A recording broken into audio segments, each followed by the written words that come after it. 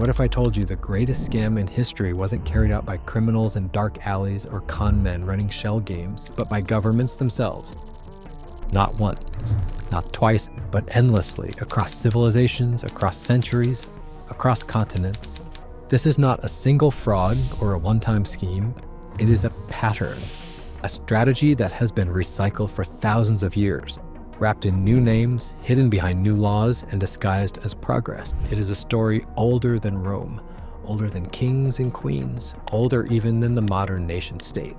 And the terrifying truth is this: the same tricks that crushed ordinary people centuries ago are still being used against you today. A scam so effective that it silently drains your savings, steals your time, and binds you to a system designed not to serve you, but to exploit you. Let us begin in ancient Rome, the first great superpower. The empire was vast, powerful, and expensive to maintain. Soldiers demanded pay. Roads, aqueducts, and monuments had to be built. Emperors threw extravagant games to keep the people entertained and loyal. But there was a problem. Openly raising taxes was dangerous. It risked unrest, rebellion, even civil war. Roman leaders turned to a subtler trick: debasing the currency. The silver denarius, once nearly pure, was slowly diluted with copper. At first, the change was small, barely noticeable. But decade after decade, the silver content shrank until the coins were little more than bronze discs plated with silver. Outwardly, the coins looked the same, but their value collapsed. Prices skyrocketed. A loaf of bread that once cost 1 coin could soon cost 20. Merchants raised prices to protect themselves. Soldiers, furious that their wages bought less and less, sometimes mutinied. Families who had saved diligently for years saw their wealth vanish almost overnight. Inflation was not an accident of economics. It was policy. It was a hidden tax, draining the wealth of millions without a single tax collector knocking at the door. By the 3rd century, Rome was suffering bread riots, collapsing trade, and a breakdown of trust in money itself. The empire could still raise armies, but it could no longer command faith in its currency. And when trust in money goes, trust in government soon follows. This was the birth of inflation as a weapon of government, and Rome was not the last to use it. 2,000 years later, the very same tactic is still deployed. Only now, instead of imperial mints, the task falls to central banks. The mechanics have changed, but the effect is the same. Your money buys less, while governments quietly reduce the value of what you earn. Move forward to medieval Europe and you find another trick: the forced loan. Kings of England, France, and Spain routinely summoned merchants, guilds, and wealthy families, demanding loans to fund their wars and palaces. But these were not voluntary transactions. Refuse, and you could face ruin, your property seized, your livelihood destroyed, your family imprisoned. Edward III of England, for example, borrowed heavily from Florentine banking houses to fund his war with France. When he defaulted, 2 of the largest banks in Florence collapsed, plunging thousands into poverty and reshaping European finance for decades. In France, monarchs leaned on guilds and cities to hand over wealth, often disguising it as patriotic duty. Repayment, if it came at all, was late, partial, or in devalued coinage.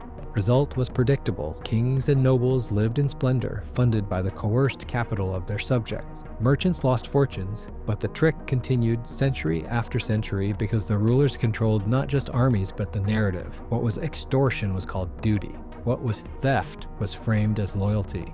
By the 17th century, governments discovered an even greater trick: institutionalized debt. In 1694, Britain created the Bank of England. The official story was modernization. The truth was war. Britain needed funds to fight France. Wealthy investors stepped in, purchasing government bonds. In return, the crown guaranteed steady interest payments. But here's the genius: those payments did not come from the royal treasury. They came from taxes on ordinary people, taxes on salt, beer, cloth, soap, the daily necessities of life. The rich lent money to the government and collected guaranteed profits. The poor paid higher prices to fund those profits. Debt was no longer temporary. It became permanent. The national debt was born, not as an emergency, but as a feature of the system. From then on, wars created debt, debt created profits, and the burden fell on the many. By the early 18th century, speculative schemes like the South Sea Bubble showed how deeply this system had taken root. The ordinary investors were ruined, while insiders walked away wealthy. The machine of debt and taxation had locked into place. And for the wealthy, lending to governments became the safest investment of all, because repayment was always guaranteed by the labor of the people. Fast forward to the modern world, And the names have changed, but the mechanics remain the same. Governments run deficits. They call it stimulus. They sell bonds. They call it investment. But in the end, the bill always falls on ordinary people. Consider the 2008 financial crisis. Banks packaged toxic mortgages, sold them as safe investments, and pocketed billions. When the house of cards collapsed, governments rushed to the rescue. But they did not rescue the families losing their homes. They did not rescue the workers losing their jobs. They rescued the banks. Millions of families were evicted. Entire neighborhoods fell silent, scarred with foreclosure signs. But the banks survived, stronger than ever. Executives collected bonuses. Politicians reassured the public that the system had been saved. But whose system? Whose safety net? It was not yours. It was theirs. The trick was clear. Privatize the gains, socialize the losses. When times are good, profits flow upward. When times turn bad, the losses are spread downward onto the shoulders of the public. And every bailout sends the same message. Recklessness will be rewarded because the people will pay. In the aftermath, central banks unveiled another trick: quantitative easing. They created trillions of dollars out of thin air, buying government bonds and mortgage securities to stabilize markets. Asset prices soared, stocks doubled, real estate boomed, bondholders grew richer. But who owned most of those assets? Not the average worker, not the family living paycheck to paycheck. The wealthy, the very people already at the top. Ordinary households saw little benefit. Wages stagnated, costs rose, and inflation quietly eroded their purchasing power. Once again, the transfer was hidden. The language was technical. But the outcome was simple. The few grew richer, while the many paid more for less. And the playbook was used again during the 2020 pandemic. While millions lost jobs and small businesses closed forever, central banks and governments poured trillions into financial markets. Stocks hit record highs. Billionaires multiplied their wealth. For ordinary citizens, stimulus checks came and went in weeks. For the elite, the gains lasted a lifetime. Even the promise of retirement is built on deception. Citizens contribute for decades to pensions and Social Security, believing their future is secure. But governments rarely save those contributions. They spend them immediately, leaving IOUs in their place. When demographics shift, the system strains. Suddenly, the promise evaporates. Retirement ages are raised.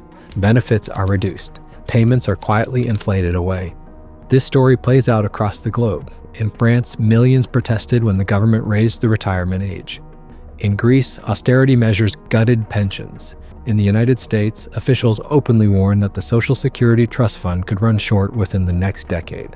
For younger workers, the uncomfortable truth is that they may pay their whole lives into a system that will not be there when they retire. The message is always the same. The benefits you were promised may never arrive. And yet the deception is always packaged as reform. Perhaps the most brilliant trick is complexity itself. In Rome, you could see the silver vanish from your coins. Today, theft hides in jargon and endless paperwork, collateralized debt obligations, mortgage-backed securities, credit default swaps, thousands of pages of tax code. Complexity is not protection, it is camouflage. If the system is too complex to follow, then the theft can continue unseen. And complexity does not exist by accident. It is designed, often by those who stand to benefit. Industries lobby regulators to shape rules in their favor. Loopholes are written deliberately. Tax codes become mazes. And when scandals emerge, officials always promise reform, which usually means more complexity, not less. The effect is the same. Ordinary citizens cannot see how money moves. The insiders can. And so the transfer continues year after year, generation after generation. And then there is war, the oldest and most devastating wealth transfer of all. During World War I and World War II, governments urged citizens to buy war bonds. Families sacrificed savings believing they were securing victory. Behind the slogans, the wealthy bought the same bonds, but for them it was not sacrifice. It was guaranteed profit, backed by the taxes of future generations. The same pattern unfolded in modern wars. Trillions were spent in Vietnam, in the Cold War arms race, in Iraq and Afghanistan. Defense contractors thrived. Bondholders collected interest. And ordinary taxpayers paid the bill long after the soldiers came home. The financial burdens of war outlast the fighting by decades. Wars end, the debt remains. And always, the profits are privatized while the costs are socialized. Inflation, forced loans, bailouts, quantitative easing, stealth taxes, complexity, war finance. Different names, different packaging, different eras. but always the same purpose: transfer wealth upward, keep ordinary people dependent, and ensure the system protects itself, not you. And the most dangerous trick of all? Ignorance. When people do not study history, they cannot see its repetition. They accept inflation as natural, bailouts as mercy, taxes as inevitable. They believe government slogans instead of questioning the design. Ignorance is the shield that protects the scam. That is why financial education is discouraged. That's why economic history is rarely taught. Because once you understand the tricks, you are harder to control. So remember, when a government promises growth, ask who profits first. When inflation rises, ask who benefits from your loss. When taxes increase or benefits shrink, ask whose pocket is being filled. Because history shows that these tricks are not rare mistakes. They're the system itself. This is Fortune Files, case file number 01. The truth is simple. The oldest scam in history never ended. It simply changed faces, changed names, and changed disguises. The only question that matters is this: will you recognize the trick in time, or will history repeat once again at your expense?